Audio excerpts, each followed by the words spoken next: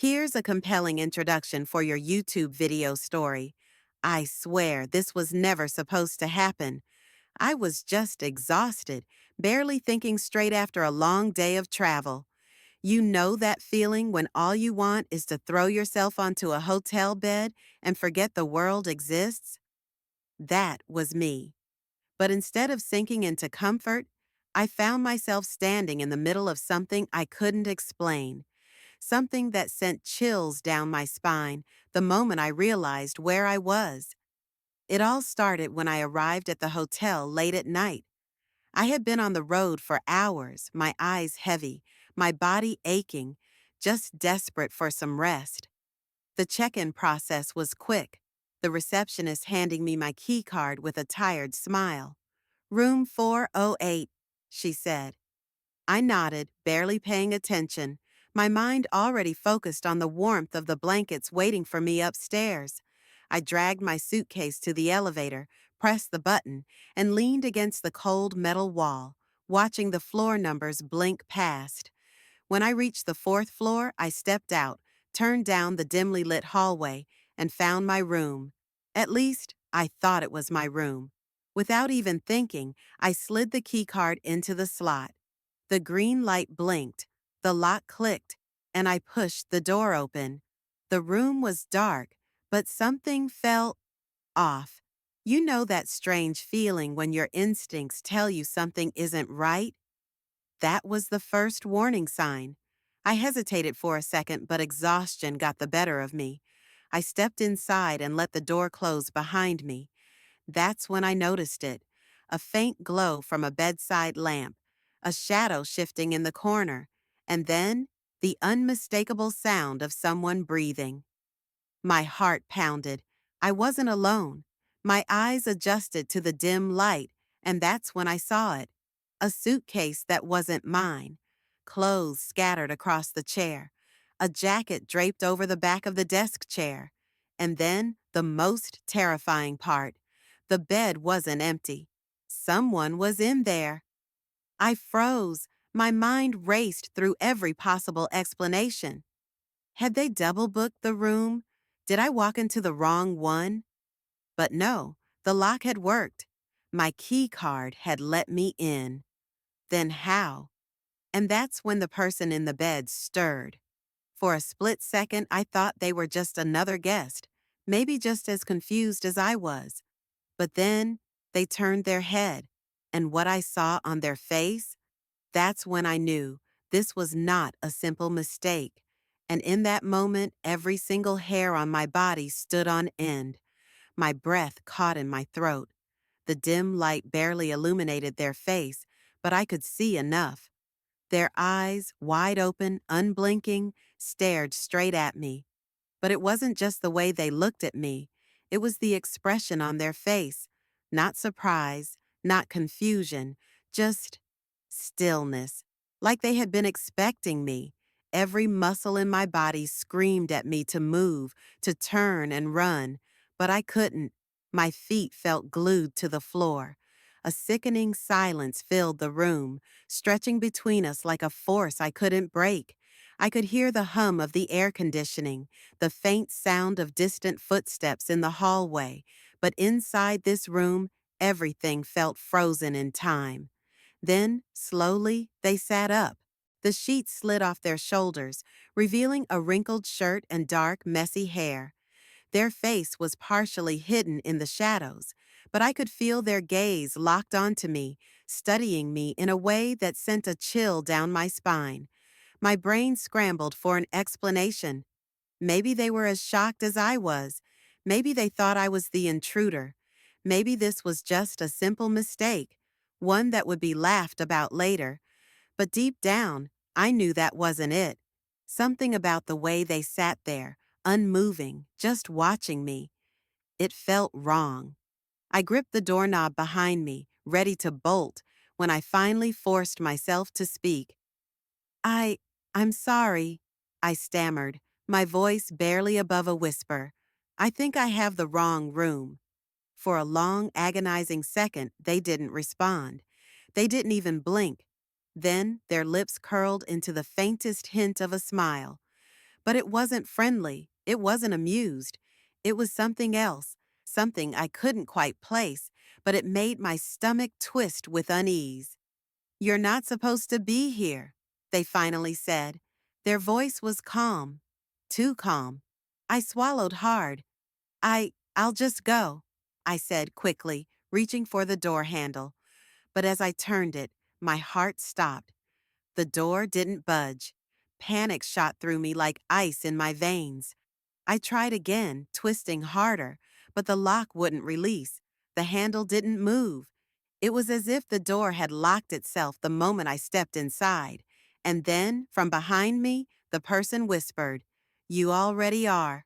A cold shiver ran down my spine. I didn't know what they meant. I didn't want to know. But I knew one thing for certain. Whatever was happening, I needed to get out.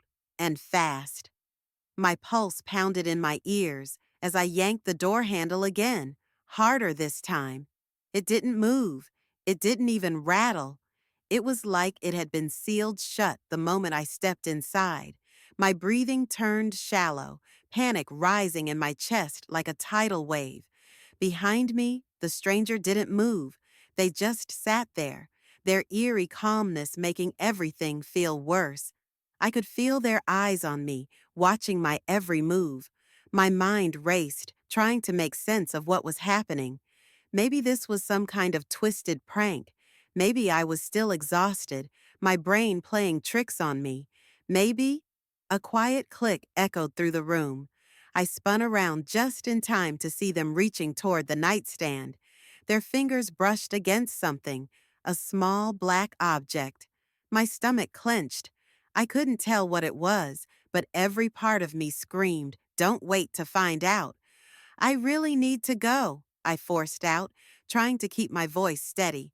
They tilted their heads slightly, that same unsettling smile still on their lips. "But you just got here." A chill crawled down my spine.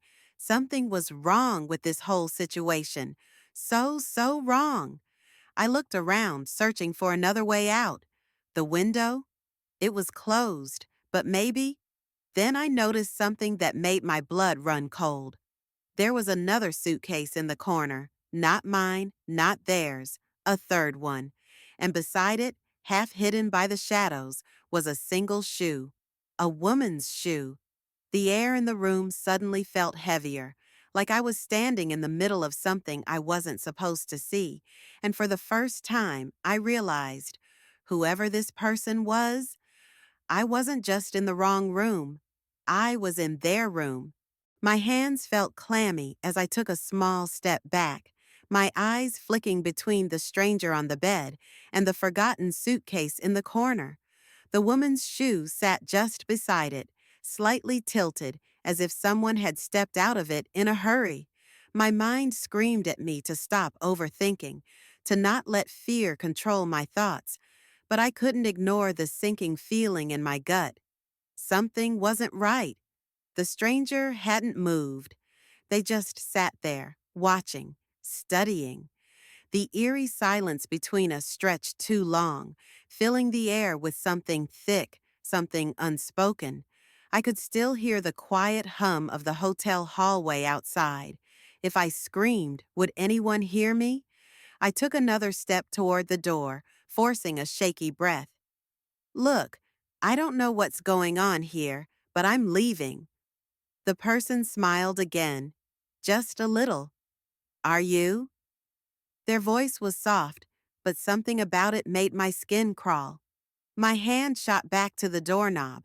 I turned it as hard as I could. Still nothing. I bit my lip to keep from cursing. Then I saw it. The nightstand drawer. It was slightly open, and inside, barely visible in the dim light, was something metallic, something that looked an awful lot like a key card, my key card. My heart slammed against my ribs. How? I had it with me when I walked in. I was sure of it. But there it was, sitting right in front of me. My breath caught. Had they taken it? Had they been waiting?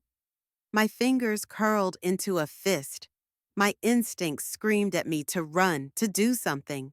But before I could move, the person on the bed finally shifted, slowly, deliberately. And as they did, I noticed something I had missed before: the closet door. It wasn't fully closed.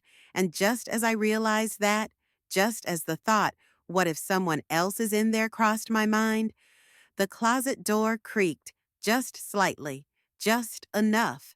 And in that moment, I knew I wasn't alone in this room. The small creak of the closet door sent a bolt of fear through me. I felt it deep in my bones, a primal instinct screaming that something was terribly wrong. My breathing turned shallow, my body stiffening as I stared at the narrow gap between the door and the frame. Someone was in there, watching, waiting. I could feel it. The stranger on the bed didn't react. They just sat there, completely still, their expression unreadable. It was as if they knew I had noticed, as if this was part of some sick game, and I had just reached the next level. My mind raced through every possibility. Could it be housekeeping, a mistake, someone hiding from something worse? But deep down, I knew this wasn't an accident. I had to get out. Now my hand shot to the light switch. If I could just see better, maybe. The second I flipped it, the entire room went black. Total darkness. My stomach lurched. The power hadn't just gone out. The light from the hallway, the dim glow beneath the door, was gone too, as if the whole hotel had vanished. The air felt thicker, the silence louder. My fingers trembled as I fumbled for my phone, my only source of light now. But before I could even unlock it, another creak, this time longer, closer. I turned my head just slightly, heart hammering so hard I thought it might burst. The closet door. It was opening, not fast, not suddenly, but slow, intentional. And then a whisper, right beside my ear, low, almost playful. "You were never supposed to see this." A cold rush of terror hit me like a wave. My body jolted back, my shoulder slamming into the locked door. My fingers scrambled at the handle, yanking desperately, wildly. And then something moved. Not in the closet, not on the bed. Behind me, right between me and the door. The moment I felt the presence behind me, my entire body went numb. A shadow loomed, blocking my only way out. My breath hitched as my mind raced for an escape. I had seconds, maybe less, before something happened, something I couldn't undo. I did the only thing I could. I spun around, my hands pushing forward, shoving whatever was there with every ounce of strength I had. But I hit nothing. There was no one there. The door, still locked. The darkness, still suffocating. But the air, it felt different now. Heavy, charged. Like something had just moved past me, something I couldn't see. Then from the closet, a slow, deliberate step. I wasn't waiting to find out what was next. My hand shot out, grabbing the nightstand lamp. With all the force I could muster, I hurled it toward the closet door. The crash was deafening, a loud thud, the sound of shattering glass. Then silence. My chest heaved, my heart pounding so hard it hurt. And then, finally, a tiny flicker of light. The hallway, the power was back. A thin beam of light slipped under the door, barely illuminating the room. But it was enough. The closet door, wide open now, was empty. The bed, still unmade, sheets twisted, was empty. The stranger was gone. And yet, in the dim glow of my phone screen, I saw it, on the floor just inches from my feet. A hotel key card, not mine, not the one from the nightstand. A third one. The number printed on it sent a fresh wave of terror through me. 408, my room. My fingers trembled as I picked up the key card, my breath shallow and unsteady. The number stared back at me. 408. My room. The room I was supposed to be in. But if this was my key, then whose key had I used to get in here? A sickening realization settled over me. I hadn't just walked into the wrong hotel room. Someone had wanted me to. I didn't waste another second. I grabbed my phone, turned on the flashlight, and slammed my fist against the door. Help! My voice cracked, desperate, raw. I twisted the handle one last time, and this time it turned. The door swung open so fast I nearly stumbled. The hallway was empty, eerily quiet, as if nothing had happened. The same dim hotel lighting, the same beige carpet. But I didn't stop to question it. I ran. I sprinted down the hallway, past the elevator, past doors that all looked the same. My hands shook as I reached the lobby, breathless, my heart hammering against my ribs. The receptionist looked up, startled. There was someone in my room, I gasped. Or, no, not my room. I don't know. But there was, her expression shifted, her brows knitting together in concern. Sir, you checked in hours ago, room 408. You went up. You never came back down. A chill ran through me. No, I went into the wrong room. I saw someone. I, my voice trailed off as I turned, glancing toward the elevators. The doors slid open, and for just a second, just before the light flickered, I saw them, standing inside, that same eerie smile. Then, darkness.